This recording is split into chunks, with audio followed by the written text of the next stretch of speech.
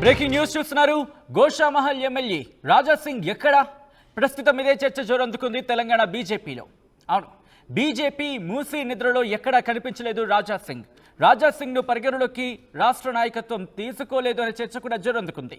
మూసీ నిద్రలో పాల్గొన్నారు బీజేపీ కీలక నేతలు.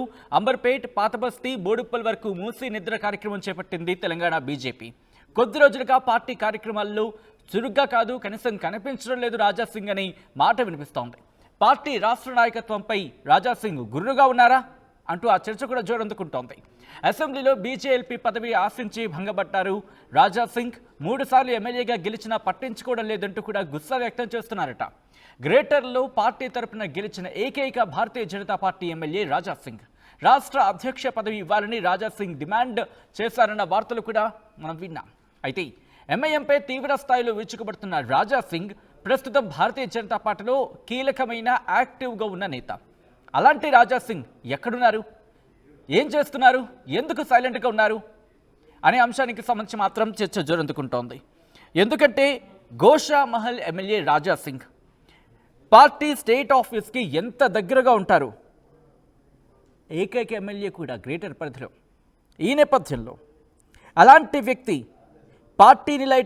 పార్టీని లైట్గా తీసుకున్నారా, లేకపోతే పార్టీ ఆయన లైట్గా తీసుకుందా అంటూ చర్చ జోరందుకుంటోంది.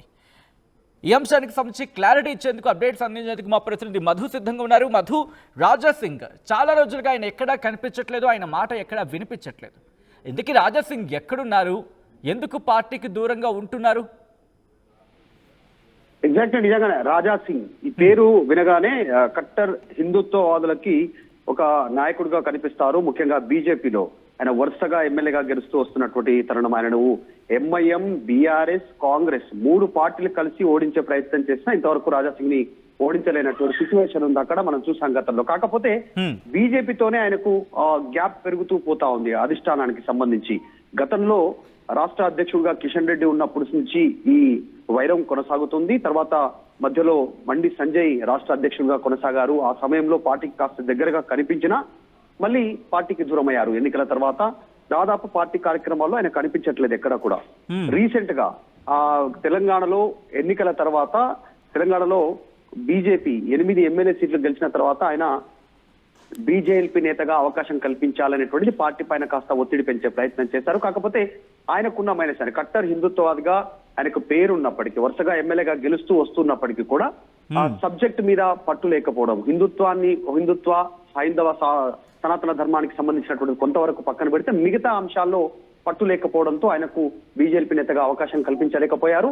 దాంతో ఆయన కాస్త గుర్రుగా ఉన్నారు పార్టీ పైన. కొత్తగా వచ్చినటువంటి వారికి ప్రాధాన్యం దక్కుతుంది కానీ నాకు దక్కట్లేదు అనేటువంటి కాస్త పార్టీకి దూరం అవుతూ వచ్చారు. ముఖ్యంగా సచిన్ చూస్తే తెలంగాణకు సంబంధించినటువంటి పొలిటికల్ యాక్టివిటీలో, పార్టీ యాక్టివిటీలో చాలా దూరంగా ఉన్నారు. మహారాష్ట్ర, బీహార్, ఉత్తరప్రదేశ్, పశ్చిమ బెంగాల్, కర్ణాటక, ఈ రాష్ట్రాల్లో, గుజరాత్, ఈ రాష్ట్రాలకు సంబంధించినటువంటి కార్యక్రమాల్లో ఆయన పాల్గొంటున్నారు. అక్కడ పెద్ద ఎత్తున హైందవ సామాజికానికి సంబంధించినటువంటి పెద్ద పెద్ద ర్యాలీలు, సమావేశాలు, సభల్లో పాల్గొంటున్నారు. పెద్ద ఎత్తున రెస్పాన్స్ వస్తుంది అక్కడ. కానీ తెలంగాణలో ఆయన ఎక్కడైతే ఎమ్మెల్యేగా గెలిచారో ఇక్కడ నుంచి కాస్త ఆయన దూరంగా ఉన్నట్టుగా తెలుస్తోంది పార్టీ నుంచి.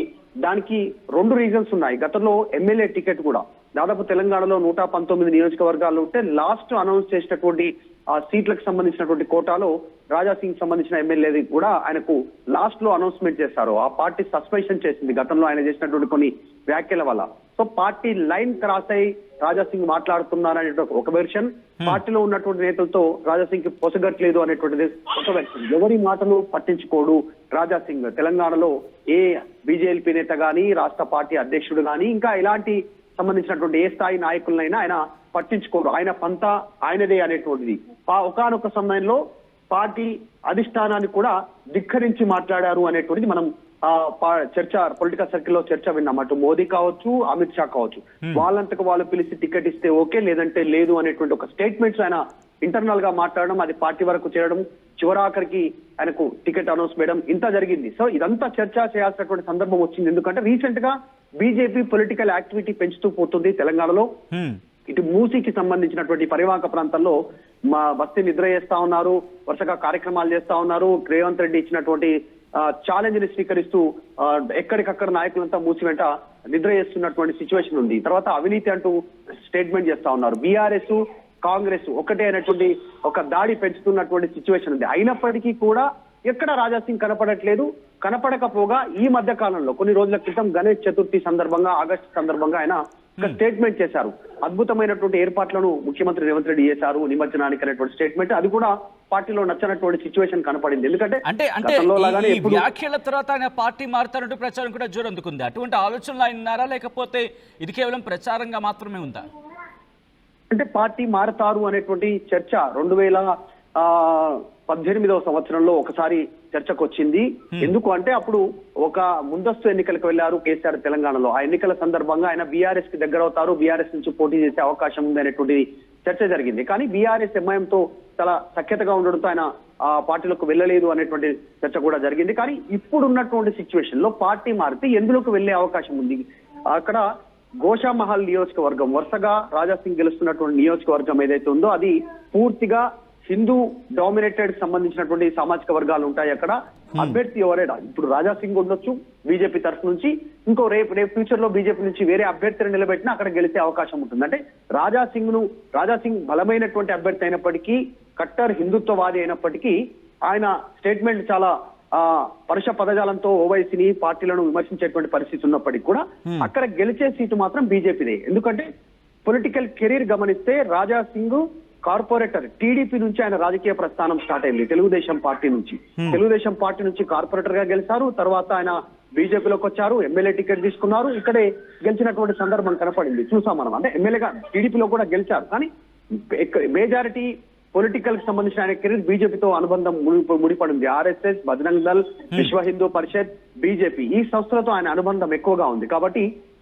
అందులో భాగంగా గెలుస్తూ వస్తూ ఉన్నారు. ఒకవేళ నిజంగా ఆయన పార్టీ మారితే ప్రతికూల పరిస్థితులు కూడా రేపు ఫ్యూచర్ లో రాజా సింగ్ ఎదుర్కొనే పరిస్థితులు ఉండొచ్చు అనేది కూడా పొలిటికల్ సర్కిల్ లో చర్చ గతంలో జరిగింది. అనేక చర్చల తర్వాత ఆయన బీజేపీ టికెట్ నుంచే గెలిచారు. అధిష్టానం కూడా టికెట్ అనౌన్స్మెంట్ చేసింది ఈ మధ్య కాలంలో. ఎందుకంటే మహారాష్ట్రలో ఎన్నికలు జరుగుతా ఉన్నాయి. తెలంగాణ రాష్ట్రానికి సంబంధించినటువంటి బీజేపీ నాయకులు విస్తృతంగా పర్యటిస్తున్నారు. బండి సంజయ్, కిషన్ రెడ్డి, తర్వాత లక్ష్మణ్, ఇలా కీలక రాజా సింగ్ కి ఉందా? ఎందుకంటే మహారాష్ట్ర ఎన్నికలు ఉన్నాయి. మహారాష్ట్రతో పాటు మరికొన్ని జార్ఖండ్ కి సంబంధించి ఇంకా సెకండ్ ఫేజ్ ఎలక్షన్స్ ఉన్నాయి. సో ఈ నేపథ్యంలో ఆయన అక్కడేమైనా ఎంగేజ్డ్గా ఉన్నారు, అక్కడేమైనా స్కెడ్యూల్ చేయడం జరిగిందా? అందుకే ఆయన ఇక్కడ గైర్హాజరయ్యారో, లేకపోతే యాక్టివ్గా లేరనుకోవాలా? రాజా సింగ్ కి మహారాష్ట్రలో చాలా హ్యూజ్ ఫాలోయింగ్ ఉంది. మనం చూసాం గతంలో వేరే కార్యక్రమాల్లో ఒక్కొక్క ర్యాలీకి వెళ్ళినప్పుడు వేల సంఖ్యలో, లక్షల సంఖ్యలో ఆయన కార్యక్రమానికి అక్కడ ఉన్నటువంటి హైందవ కార్యకర్తలు హాజరైనటువంటి ఇన్సిడెంట్స్ గతంలో చూసాం. కానీ ఎన్నికల సమయంలో రాజా సింగ్ పేరు లేకపోవడం, రాజా సింగ్ కూడా వెళ్ళాలనేటువంటి ఇంట్రెస్ట్ చూపించకపోవడం, అక్కడ ఉన్నటువంటి సంస్థలు ఇప్పుడు ఒక కూటమిగా పోటీ చేస్తా ఉన్నారు. షిండే, తర్వాత అజిత్ పవార్, అక్కడ ఫడ్నవీస్ ఆధ్వర్యంలో కూటమి పోటీ చేస్తా ఉంది, ముగ్గురు కలిసి. అయినప్పటికీ కూడా ఆ కూటమికి రాజా సింగ్ కి పిలుపు రాకపోవడం, ఇక్కడ కాస్త పార్టీ అధిష్టానం ఆయన పైన కోపంగా ఉండడం, ఇంకా పార్టీ లైన్ క్రాస్ అయి వెళ్తా ఉన్నారు. రాజా సింగ్ పార్టీని అసలు పట్టించుకోవట్లేదు అనేటువంటి చర్చ జరుగుతా ఉంది. అందులో భాగంగా పార్టీ దూరం పెట్టి ఉండొచ్చు అనేటువంటి చర్చ ఒకవైపు. ఈయన కూడా రాజా సింగ్ కూడా పార్టీ పైన కాస్త ఆగ్రహంగానే ఉన్నట్టుగా చర్చ జరుగుతా ఉంది. కేవలం రాజా సింగ్ ఇంటికే పరిమితం అయ్యారు. రీసెంట్ గా ముత్యాలమ్మ గుడికి సంబంధించిన ఘటన జరిగినప్పుడు దేవతా విగ్రహాల పైన దాడి ఘటనకు సంబంధించి కూడా ఆయన బయటికి రాలేదు. కేవలం ఇంట్లో నుంచి ఒక వీడియో రిలీజ్ చేశారు. ఇంటి దగ్గరే హౌస్ అరెస్ట్ అయినటువంటి స్టేట్మెంట్ ఇచ్చారు. అక్కడితో మ్యాటర్ క్లోజ్ చేశారు. అంటే దాదాపు హిందూ కార్యక్రమాలకు, పార్టీ కార్యక్రమాలకు దాదాపు దూరంగా ఉన్నారు. అసలు ఏం జరుగుతుందో తెలియనటువంటి అయోమయంలో బీజేపీ శ్రేణులు ఉన్నాయి. రాజా సింగ్ ఒక స్టేట్మెంట్ చేశారు, నా తర్వాత నా కొడుకు అనేటువంటి స్టేట్మెంట్ చేశారు. అది ఒక వివాదంగా కొనసాగుతా ఉంది. గోషమాల్లో చాలా మంది ఆస్పిరెంట్స్ ఉన్నారు. రేపు ఫ్యూచర్ లో రాజా సింగ్ ని ఎంపీ అభ్యర్థిగా పంపిస్తే అక్కడ వేరే అభ్యర్థులు పోటీలో ఉండే అవకాశం ఉంది. కానీ వాటన్నిటికీ చెక్ పెట్టాలని కొడుకున్నాడనేటువంటి స్టేట్మెంట్ చేయడంతో గోషమాల్ నాది అనేటువంటి చెప్పే ప్రయత్నం రాజా సింగ్ చేశారు. కాబట్టి ఆయనకు ఎంపీ కూడా అవకాశం ఇవ్వలేదు అనేటువంటి మరొక చర్చ ఉంది. మొత్తానికి రాజా సింగ్ దూరంగా ఉన్నటువంటి నేపథ్యంలో పొలిటికల్ సర్కిల్ లో చర్చ జరుగుతుంది. రైట్ మధు. సో మొత్తంగా అయితే మాత్రం తెలంగాణ బీజేపీలో మరోసారి ఎమ్మెల్యే రాజా సింగ్ పై చర్చ మొదలైంది. బీజేపీ మూసీ నిద్రలో ఎక్కడా కనిపించలేదు రాజా సింగ్. రాజా సింగ్ ను పరిగణలోకి తీసుకోలేదు రాష్ట్ర నాయకత్వం అనే చర్చ జోరందుకుంటోంది.